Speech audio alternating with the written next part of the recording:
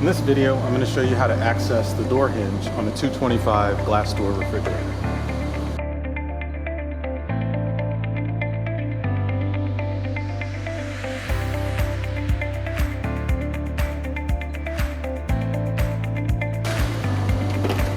As you can see, once the screws are out, you can lift the top panel.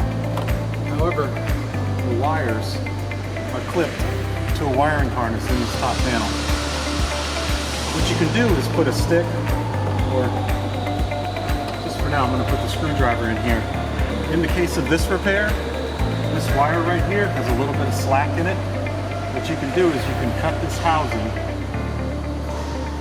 repair the wire, and wrap a little bit of electrical tape around it, and then slide the housing back over it and push it down into the door.